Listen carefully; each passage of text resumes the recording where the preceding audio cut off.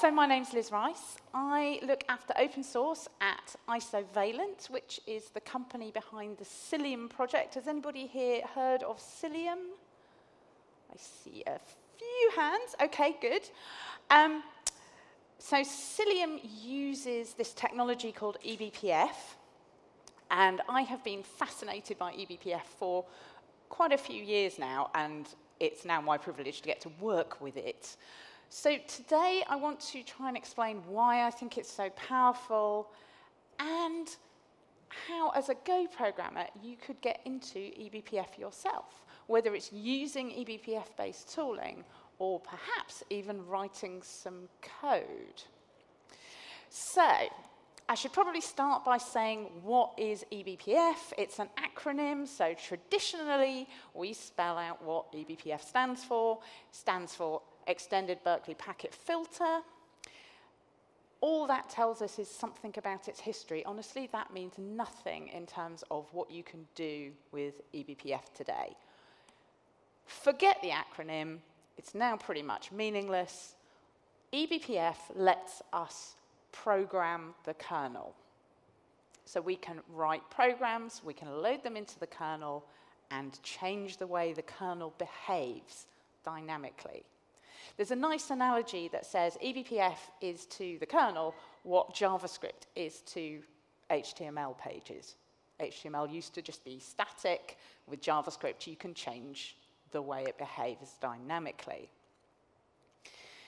So I've mentioned the kernel a couple of times, and I think I should just make sure that everybody is on the same page about what I mean when I talk about the kernel. As Go developers, you are probably spending most, if not all of your time thinking about applications that run in user space. And you write your applications, and they might do things like manipulate files, or send and receive network messages, or display things to the screen, and all these things that we kind of take for granted we can do from our applications. You can't actually do that directly from user space. Your application has to ask the kernel for assistance for all of these things. The kernel is the thing that is allowed to manipulate hardware. Files, the screen, the network, even memory requires access to hardware, and the kernel has the privileges to do that on behalf of your application. So your application code is using this interface called the system call interface to ask for assistance every time it wants to open a file or send a message or whatever it wants to do. You don't have to think about that because you use abstractions that Go gives you to make it much easier for you. So the kernel is handling all of these hardware-related, interesting things. Pretty much everything that you want to do that's interesting, the kernel is involved. So with Ebpf, we can load programs into the kernel, attach them to events in the kernel, and then whenever that event happens, it causes our Ebpf program to run. That event could be a network packet hits some point in the network stack. It could be a particular line of code in the kernel, or even in your user space applications get hit. It could be a trace point. There's all sorts of different events that we can attach our Ebpf programs to. They exist in the form of a kind of dedicated bytecode language, Ebpf bytecode, and they run inside a Bpf kind of pseudo-virtual machine. You can think of it as running inside a kind of isolated virtual machine. That part is not super important, but we will come back to talking about the bytecode a little bit later on. So I want to show an example of a Hello World program. Is there anybody here who has written any C before? Actually, quite a lot of you. That's good, because you'll note that there are a lot more semicolons in these examples than most Go code, and that's because, for reasons that we will come to later, I'm writing my Ebpf programs in C. And I'm going to show you a very simple hello world, because that's what we do. My hello world is going to attach to a system call. The system call I've chosen here is called execve, and it's the one that is used when you execute a new program. So hopefully that's big enough to see, and I need to be root to run this, and hopefully hello is here. Yes, it's waiting for events. So in another terminal, if I run something, and I can do something very simple like ls, that triggered my execve, well, it triggered my Ebpf program because execve was called. If I run ps, we can see something slightly interesting here in that there's the process ID for my ps that I've just run, and it appears here. So we can see that the command that was running that triggered the event was, it was still bash at this point, and it was process ID 27444. So we're getting this kind of contextual information about what happened when my event was triggered. The other little thing I want to show you here is the list of currently loaded Ebpf programs. There's a bunch of them that we don't need to worry about, but here is my program loaded into the kernel. It's called hello, and it is attached to a kprobe. A kprobe is basically just a function call in the kernel. We also see that when I ran Ebpf tool, that actually triggered 3 execve system calls. Kind of interesting. So a couple of things to notice about that. One is my bash terminal was already running when I ran hello, and yet I can observe what's happening. Using Ebpf, I can instrument programs that were already running. I don't have to restart the shell. Anything that I do inside that shell is automatically monitored. It's automatically seen by my Ebpf program, because my Ebpf program is running in the kernel, and it doesn't care what process triggered that event. It triggered that event. So when the event that triggers your Ebpf program happens, you typically get some context, and that could be really useful for building kind of observability tools. It's kind of useful information. So I've dynamically changed the kernel. I mean, I didn't make it do anything very interesting. I just got it to say hello whenever I ran a new process. But there are much more useful things we can do with this. One reason why this is important is because usually kernel changes are really hard to do and take a really long time. If you have an idea for something you want to change in the Linux kernel, you're going to have to get the whole community to agree with you. You're going to have to write the code, which is probably going to be pretty hard. And even when it gets into the upstream Linux distribution, or the upstream Linux kernel, it typically takes years for that to reach the distributions that we actually use, things like RHEL or Amazon Linux or Ubuntu or Alpine. They're usually using kernels that were released some number of years in the past. This, incidentally, is why you've started hearing quite a lot about Ebpf in the last couple of years, because today pretty much every kernel that distributions are using now supports Ebpf. And with Ebpf, we can change the behavior of the kernel instantly. We just write an Ebpf program and load it, and we dynamically change the machine behavior without even having to reboot the machine, which is pretty cool if you want to, for example, mitigate a kernel vulnerability. There's a really nice example called Packet of Death. There's been a couple of instances of this, and this is a situation where there's a bug, a vulnerability in the kernel that means a network packet crafted in a particular way can cause the kernel to crash. So, yeah, it's a vulnerability. No doubt, as soon as somebody is aware of that, there will be a security patch rolled out really fast, and great, you can patch all your machines with that security patch to solve this vulnerability. Except if you've got thousands of machines and they're running applications, that's going to be pretty disruptive and pretty hard to do. With eBpf, we can write a program that inspects network packets as they come in, looks to see if they're a packet of death, and if they are, throws them on the floor.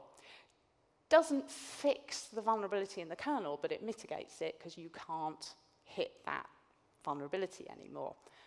And that eBpf program can just be dynamically loaded into all of the production machines straight away. Much easier than patching. And the program that would do this would look something like this. I'm just going to do a little aside and talk about XDP, which is, stands for Express Data Path. It's one of the things I think is just really cool about eBpf. So it's an event that's triggered as soon as a network packet arrives, or possibly even before it arrived in the CPU, because some network cards will support XDP offload. So you can actually run eBpf programs on a network card to process network packets before they've even reached your CPU, which I think is awesome. So you could have 0 CPU used to mitigate packet of death, or do some kind of network functionality like firewalling or DDoS protection or whatever. It's pretty cool.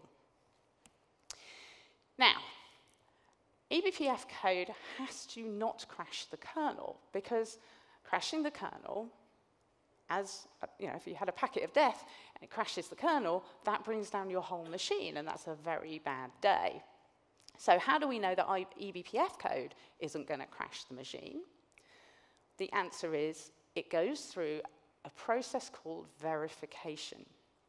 And this is why eBpf is a whole new ballgame compared to writing kernel modules.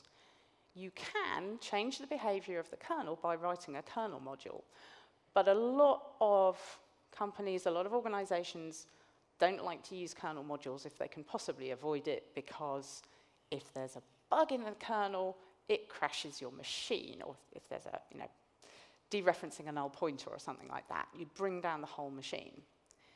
We avoid that in eBpf by using this verification process.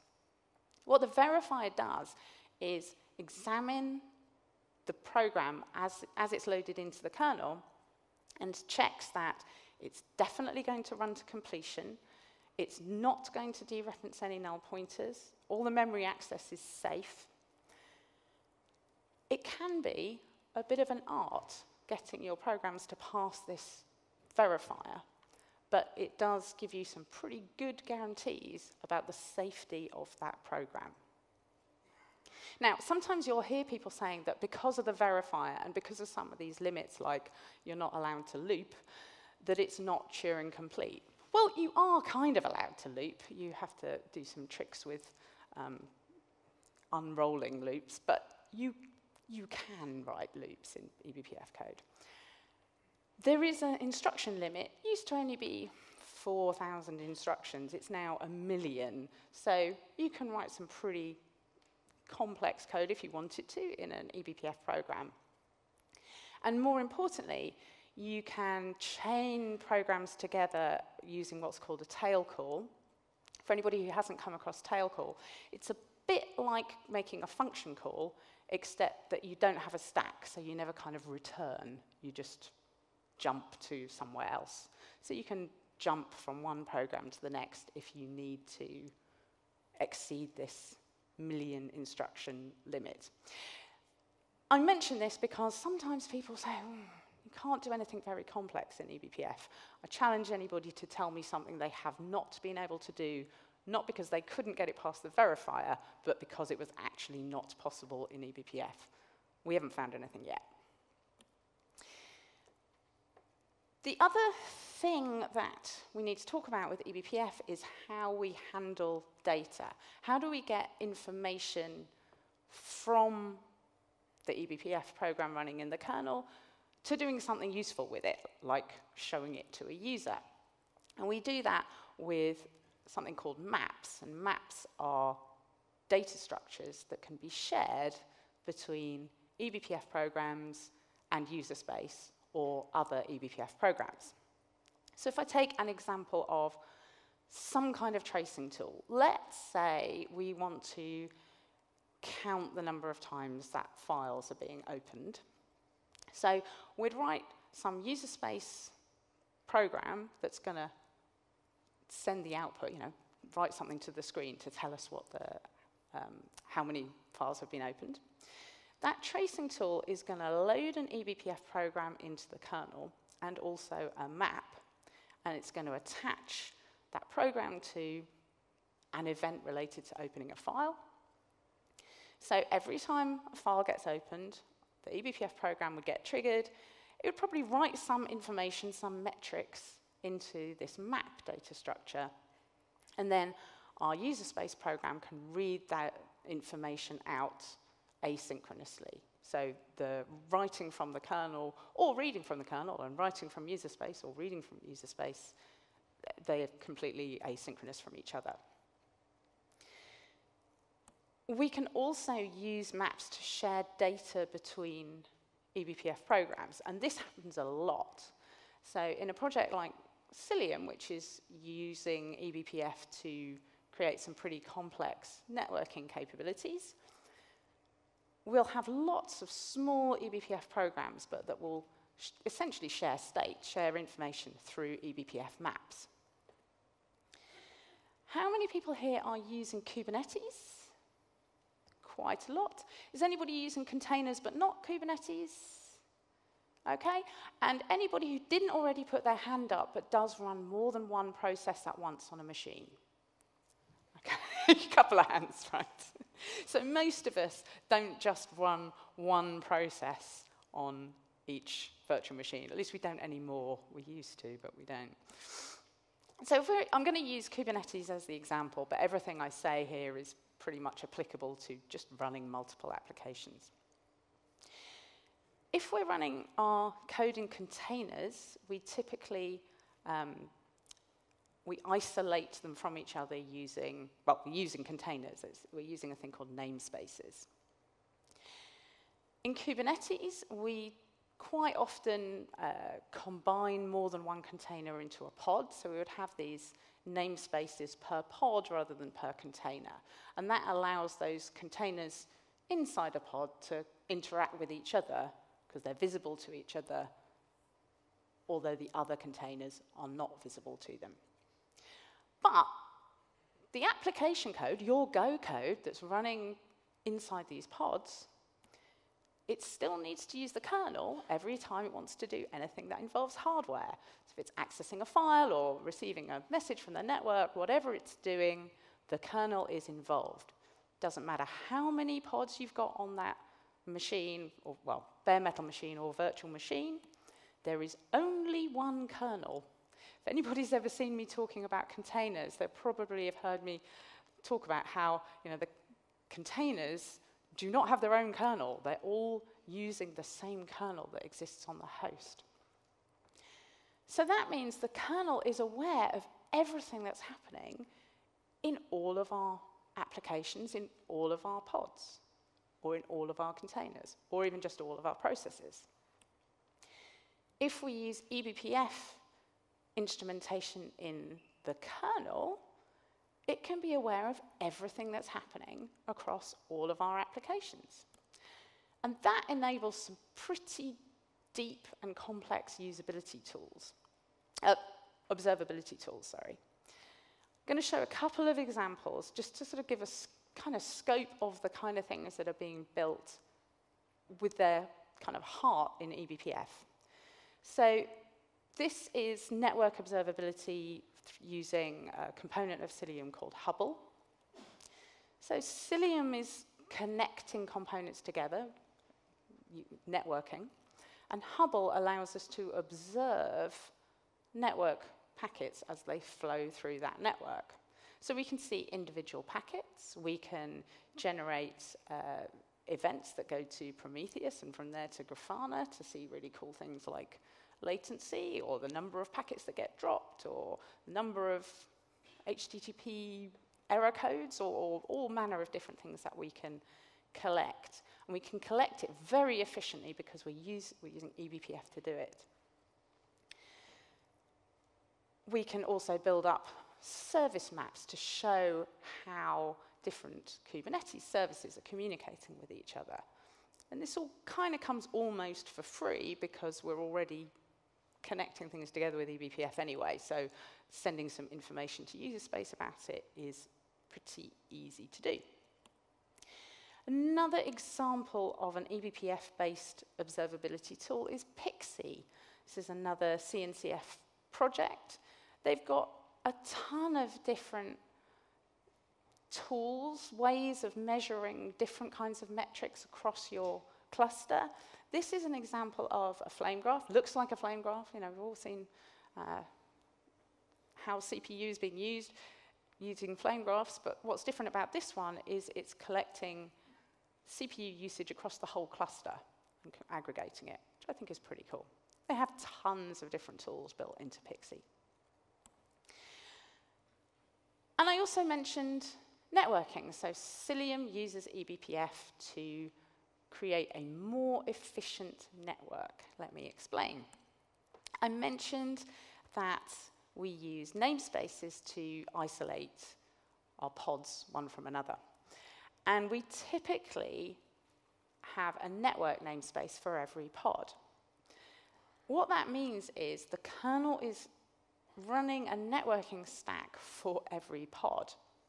And it's very efficient in terms of CPU, but it does mean the path for each packet is pretty convoluted. So if a network packet arrives at this machine and it comes in through the Ethernet F0 port, and it has to go all the way through the networking stack on the host, so the virtual machine itself, then that packet gets routed across a virtual Ethernet connection into the network namespace for the pod, and then it goes through the network stack to reach the application. What we can do with eBPF, we're connecting pods as endpoints using eBPF, and we have a hash table. Essentially, it boils down to a hash table that says if you're sending to this IP address, it needs to go to that endpoint over there in that pod. So we can bypass the whole network stack on the host and just go straight, that network packet can go practically straight into the network stack in the pod. We're using that XDP interface as well, which is, I like that. What that means is we get significantly better performance than if we're using the whole network stack on the host. In this graph, the blue line on the left is the throughput that you can get between two nodes directly, so no containers involved. And the red and the orange bars that are nearly as much throughput show how you can achieve nearly as fast as that throughput between two containers running on those two nodes connected using two different implementations of eBPF-based networking. And that's significantly better than using the kind of host routing. And one of the things that's so cool about this is you don't have to change anything about your applications. You don't have to reconfigure them. So, like when I had my Hello World example, I just ran my Hello executable. It inserted my eBPF program into the kernel, and then it could already see what was happening in my bash terminal that was already running. Now, Nathan Leclerc did this really nice cartoon about how, basically, if you're writing an observability tool, let's not use sidecars, let's use the kernel. So in case, is anybody not, well, no, I won't ask if you're not familiar. I will just assume that there are some people in the room who don't quite know what I mean by a sidecar. So a sidecar is a container that we inject into a pod to do some common functionality. A lot of observability tools or security tools or service mesh will use sidecars so that you can add functionality into all of your application pods you don't have to write any code, you just inject the sidecar. So that's pretty cool. I don't have to write some tracing code into my application, I just inject the sidecar. But that sidecar is only going to get there by there being some YAML. Some YAML definition somewhere has to be written to say, inject this sidecar. You rarely do that by hand. You're almost certainly going to automate that process. It's probably going to happen at the point where the pod is deployed. The YAML is going to be modified automatically to inject these sidecars. But what if something goes wrong? What if you forget to say, yeah, I do need these sidecars in that application? Not necessarily 100% reliable.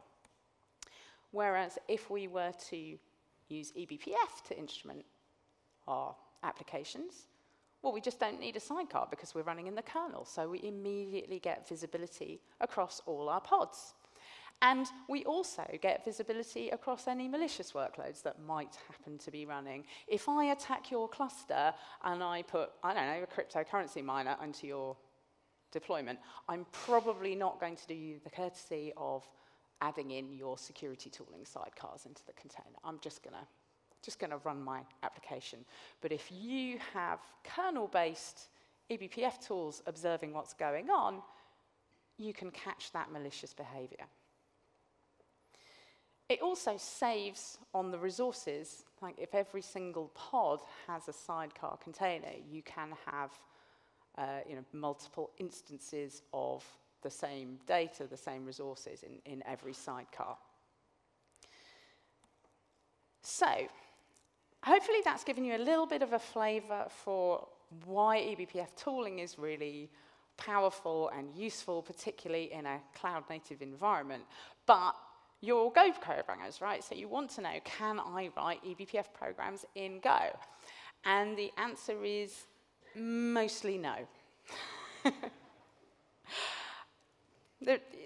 Somewhat. So there's always going to be too hard. Well, there are a few occasions where you have Ebpf programs that are entirely running in the kernel, like that packet of death mitigation example I talked about. The code that's going to run in the kernel is going to be this Ebpf bytecode. And you could write that bytecode by hand. Well, I couldn't, but theoretically, you could write that bytecode by hand. Or you can write it in a language that can then be compiled to that bytecode. The user space side of things, we have a lot more freedom because it's just running in user space. It's any application. So for the kernel code, today, the compilers that support compiling to Ebpf bytecode are Clang compiler, which can compile C, and also Rust now also supports compiling to a BPF target. So that's pretty much your options for the Ebpf code itself. For the user space part, go mad, use whatever language you like. If you want to make it easier for yourself, you'll probably want to use a library that can help you with the parts that the user space code has to do, which we'll talk about in a moment. And there are at least 3 different Go libraries that you can use, including one that we use in Cilium. So what does that user space code have to do? We're going to start with our Ebpf program that we've written in C or Rust or maybe even hand-coded in bytecode. And that needs to get compiled. It turns into an object file. So just like any other binary executable file, but it contains this bytecode. It also contains the binary definition of any maps you're going to use. Then your user space code has to get the bytes from that object file, use a BPF system call to load the program and load any maps into the kernel. The kernel runs the verifier at this point. It also does a just-in-time compilation process to make sure that it's super efficient to run inside the BPF virtual machine. So your user space code has loaded your program and your maps into the kernel. It needs to attach the program to whatever event it wants to trigger that program. That uses some iopt or syscalls. And then you probably want to interact with the maps that you've set up. You might want to read or write information from those maps. So just like many of you probably never directly write syscalls in your day-to-day writing of applications, you probably use higher-level abstractions, and there are higher-level abstractions available in Go libraries for eBPF programming to make all of this stuff easier. I'm going to use the Cilium eBPF library for my example. And the way this handles things is slightly different from what I showed you in the previous diagram. It uses GoGenerate to compile, to invoke Clang to compile eBPF programs written in C, and also to auto-generate some Go code that you can use for that user space part. The object file part also gets embedded into that Go code automatically. So the auto-generated code will have some structures that define the programs and maps as they are in the object file. So in example here, this is my hello program that I had before, and it's going to embed the actual code as a slice of bytes. And it's also got some structures that relate to the programs and maps that have already been loaded, once they've been loaded into the kernel. So you can do some operations on the first set, the spec, to load them in, and then you've got these kind of post-load objects that you can manipulate.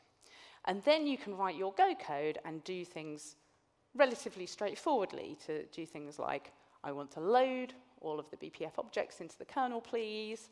I would like to attach this particular program to that event in the kernel, and functions that you can use to manipulate the contents of maps or look up information from maps.